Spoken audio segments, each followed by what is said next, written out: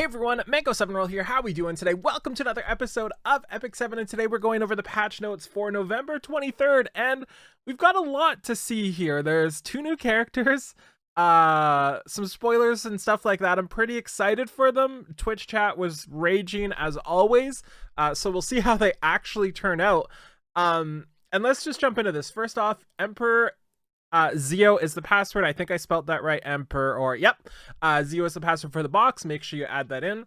We then have some more AESPA collaboration info. We have the new hero I Winter and the new hero I Ningning. And then we have a new side story, A Step Towards Kwangya. Not sure what that is. I asked, nobody answered me. We then have a little bit more pictures of their art here. The ones we will be getting, I believe, are the third one here, which is Winter, and the left one here, which is Ningning.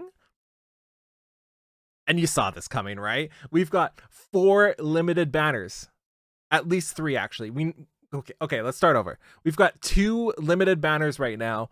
No free units known, and there's 2 units coming after. I can't see them making 1 unit free and 3 not. The amount that will piss off K-pop people, I'm assuming that their favorite member is getting shafted. I think that would be wild. So I feel like all 4 of these are going to be limited units, and all 4 are going to have their own banners. Spoiler alert for later in this video, 2 already do. So how do you fix that? By getting sponsored by Amazon Coins. Thank you so much, Amazon Coins, for sponsoring this video. In the link description down there below, you can get 20% off. If you are going to spend money, and I don't recommend spending money always, I don't spend money, but I know a lot of you do, up to 20% off. So make sure you use Amazon Coins if you are going to spend on this collab to try to get all these characters, because my God, 4 limited banners. Good luck. Have fun out there, buddies. Down there below, Amazon Coins, Amazon Appstore, get your stuff. And yeah, let's just take a look at Winter. Both of them look really fun, and I'm pretty excited about them. I know people are going to ask, so I'm guessing, yes, they're limited. They never actually said, I think, but they obviously have to be limited. And 2, which one's free? Neither. Get wrecked. Both are not free. Okay, so we have Winter here. And do note, we do have an English voice for her, but it's also recorded poorly, and not saying the voice actress didn't do a good job, but the quality of the recording in terms of like technical is not good, as expected. Yeah, so that's a little unfortunate, but it is what it is. And we have next level, her first ability here. This is actually her skill 2. And this one is kind of her bread and butter that combines with her skill 3. So what this does, at the start of the battle and at the end of the turn, grants stealth for 1 turn. After an enemy uses a non-attack skill, dispels all debuffs from the caster and activates level up. And then that only is activated once every 3 turns. Level up gives her immunity for 2 turns too as well, and fully resets the cooldown of Blackout. And Blackout is her skill 3, and there's a very good reason you want to reset cooldown of Blackout, because it works like Rimuru's fixed damage. So not only does this stun the target for 2 turns if they survive, not only does it increase the combat readiness of the caster by 50%, it will also deal an additional 5,000 damage every time the skill is used, up to 3 times. So she also has 118 speed. I just remembered I don't have that slide here. She has self crit imprint as well to help you satisfy this critical hit thing here too. And she's got decent attack and decent everything, but 118 speed is very, very important. And we can see as well that 15,000 damage, fixed damage, but this is on a 5-turn cooldown, and you have to use it 3 times to get that 15,000, and you have to crit each time. So if you miss or something like that, it's not going to count. And you have this to help you out, right? You have a chance to proc this every 3 turns. Like, it's a non-attack skill, right? So it's going to proc sometime once it's up immediately. One of the problems though is it might proc the very first turn when it's already off cooldown, so you might waste it right off the gate. So it's one of those characters where I'm kind of worried about having her not insanely fast, because if she doesn't go first, she's going to waste her next level. Then she actually has a really, really good skill 1 as well. This is Rapid Cut. What this does is a 40% chance to stun for 1 turn, and you can burn for 10 souls to 100% chance. Much like Maid Chloe's skill 1, absolutely insane. Anytime there's a stun, I love it, especially if you have a soul like a 10 soul burn to help it out. Really like this character. I think it's going to be really good. I think it's great for longer lasting battles, obviously. Maybe great for RTA as well, or good for Guild War, especially when you're, taking your time, slowly killing people, right? Because she protects herself entirely with stealth and immunity and everything like that. Really excited to try her out. We then have our artifact here. Look at the art. I love that pose. And we have the armament. So this is a 15% increase critical hit chance. It's also thief exclusive. And after using a non-attack skill, grants a barrier equal to 60 per level for 2 turns. So 60 times 60, 3,600. So that's 2 turn. Actually, it's every time. So every single time she uses a non-attack skill, she gets 3,600 barrier, which will proc from her passive, right? Which happens every 3 turns. But this might be really, really good for somebody else as well. I almost feel like I'd rather use somebody like RNL on her, right? Just to get as many turns as possible, because even if you RNL, you can stab him, right? For stuns on her skill 1. That's probably what I would use, but maybe this non-attack skill thing, barrier, is really, really helpful for keeping her protected. We then have Ningning, and this is another fire unit, so I'm getting suspicious that they're all fire units, and maybe have some sort of like fire buff when they're all together on a team or something, because there's 2 fire units so far.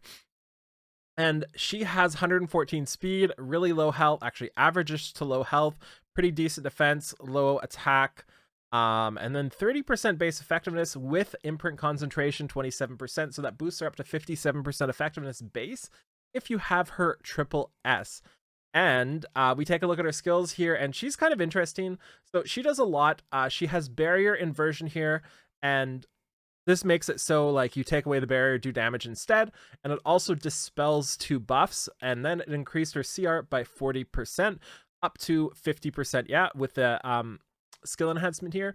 And when the target is granted a barrier, CR increase amount is doubled. So basically, if she uses barrier inversion, which is her skill 3, sorry for the sizing and everything here, I've got to keep scrolling it, she will just get another turn, right? She'll get another 100% CR, which is great. And then you could follow it up with her skill 2 here.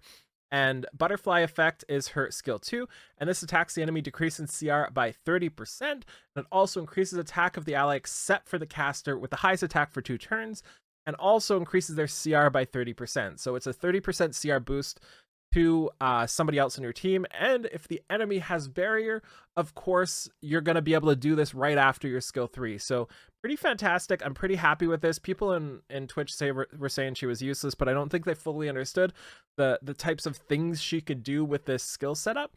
And this is also on a 3-turn cooldown, which is insane, I think. And this one's on a 4-turn cooldown. So actually, wait, this is on a 2-turn cooldown.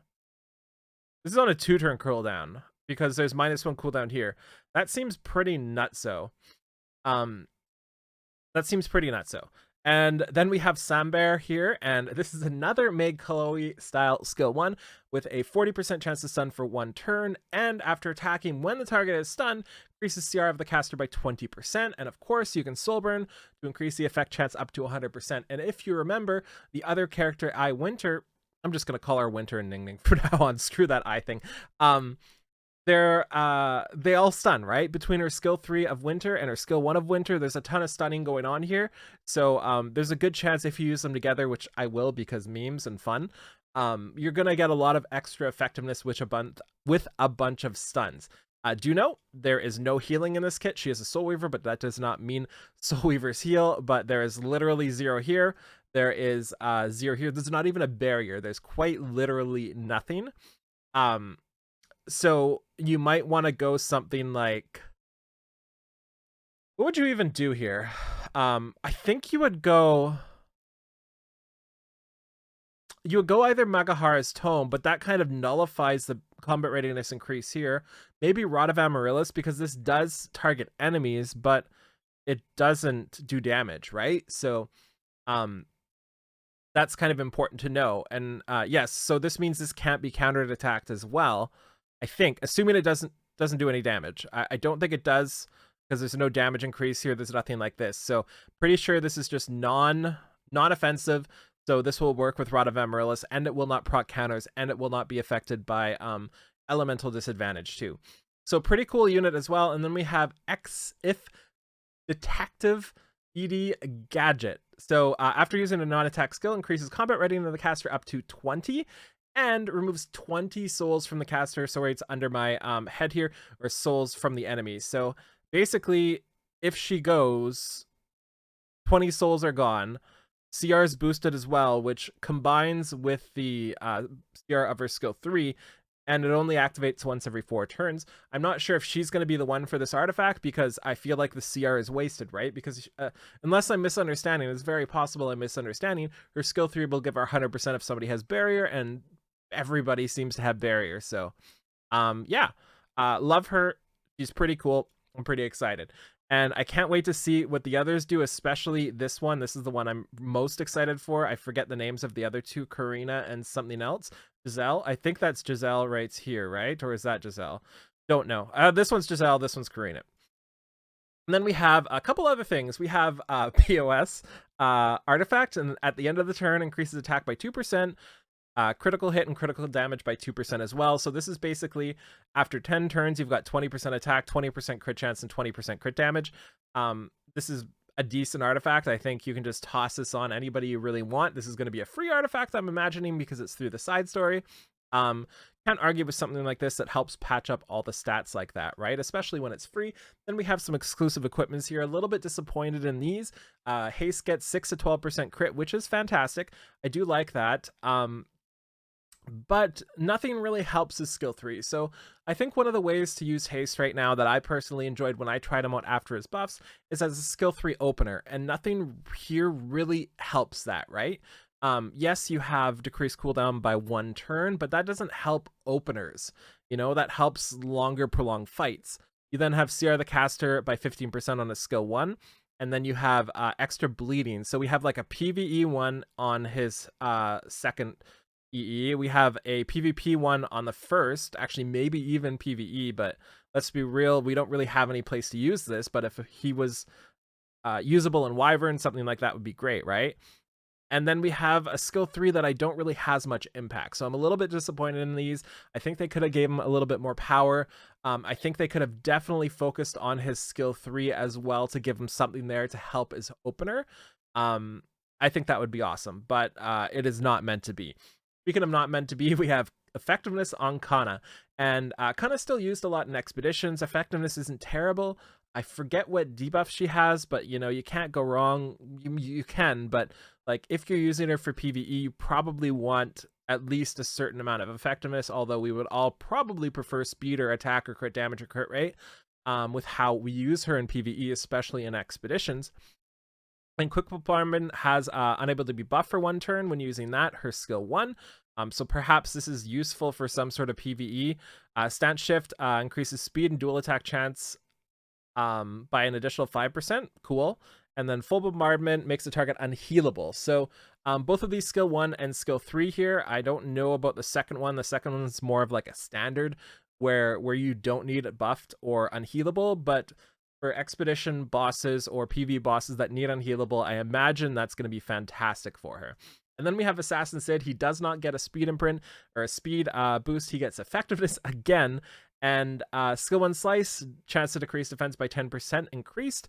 And swift action gives him greater attack instead of regular attack. And then execution, which is probably the one people are going to use.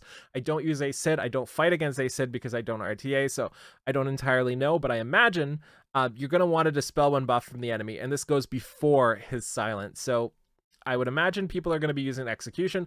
I imagine they're pissed that this is effectiveness, you know, but it is what it is. Next up, we have the customizable lobby. I really like this, but I think this is the wrong direction. I think one of the best parts about the lobby is the interaction with the characters and having them sit there and just being able to see them. But this is a step in the right direction, right? So we're going to be able to do a couple things. One is going to be able to throw a character in the background like this. I'm assuming you can have them static or moving, so you can see jiggle and move them around and stuff. Or you can have pictures of the portraits, which you can see in the journal. I'm guessing you're going to be able to choose between those illustrations. We have one of the famous artwork in the entire game, the Rylet here. But I would love to see more customization somehow here. Like, it's not that I don't like the tavern. I really like the tavern. I just kind of boring at this point. I'd like to switch it up and maybe expand it somehow, like maybe allow you to like side scroll it a little bit. I don't know. But this is definitely a step in the right direction, and you cannot go wrong. What you can go wrong with, though, is summoning for crowd, because we have 2 limited units coming and possibly 2 more 4 weeks in a row. We don't know if one's going to be free. So we have crowd with Holy Sacrifice, don't summon. We have I Winter. I would personally summon. I would get both of these. I would not leave without limited units. Even if you'd rather have Ningning instead of Winter, I would still go until you get Winter, because you might get lucky on Ningning, you know? So I go ham, right? You've got to go ham. Got to get lucky. Just get in there, get these characters. Yeah, get these characters. And Winter here comes with her artifact, of course, and this is tomorrow. So we're going to be able to get her right then. I'll try to use her in Guild War tomorrow as well, because I'm going to fail miserably at getting Zio. Then we're going to get Ningning as well the week after with her artifact. We then have Mystic Summon rotation with Zio and Katie's. I'm going to be summoning for this for sure. And we have the Coin Shop rotation with Blood Moon Haste, Briar Witch Icera, Remnant Violet, Yufine, Kana, and Senya. Senya's fantastic. I really recommend Senya if you have coins and happen to not have Senya there. And finally, the video gift box password, again, is Emperor Zio. So yeah, thank you so much for watching. I hope you enjoy this. I hope this clearly and concisely explained the patch. I'm really excited for this collab. There's a lot of downers about it, but actually one thing I want to show y'all is the power, give me 1 second, the power that this collab has,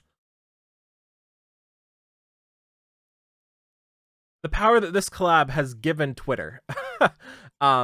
So not everybody that plays uses the Twitters, but I do. And I think it's really important that stuff like that is seen and shown and impactful, because if you take a look at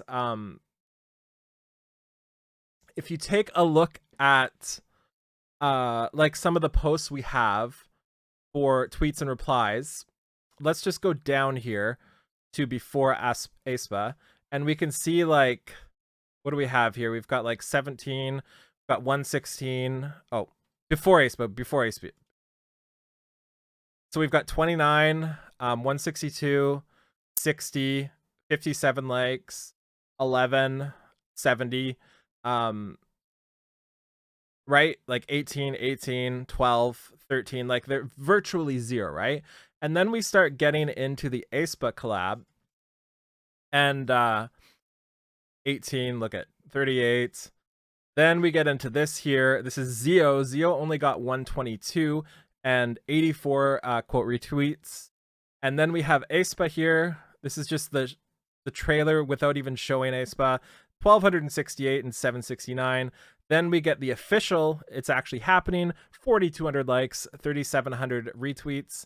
Then we get the announcement when it's coming, 4,000, 2,600. Then we start seeing even more on the non-AESPA stuff here, 69, 69, 177. Like, this is not a number that was really reachable for them for a while. 28 low on that one, 30 low on that one, 58. Then we get this one here, 19,000 and 11,000, 17,000, 9,000, 14, 8, 14, 9, and then 7.538. So you can see that the amount of impact this has had on their social media presence is wild. This is enough to change the game for them. Like, I honestly think this is enough to get a boatload of people into the game, because people will play for K-pop and then they will either leave it or stay. You know, whatever one works. If they stay, that's awesome. I think especially in Korea as well. So this is really exciting for me. Even if you hate the collab for everything that it stands for, you hate everything about it, you don't like the characters, they're stupid, their faces are stupid, you know, all the shenanigans, at least recognize the impact that this has and will have on Epic 7. So yeah, thank you so much for watching. Feel free to like, comment, subscribe as always, and I'll talk to you all later. Bye, everybody.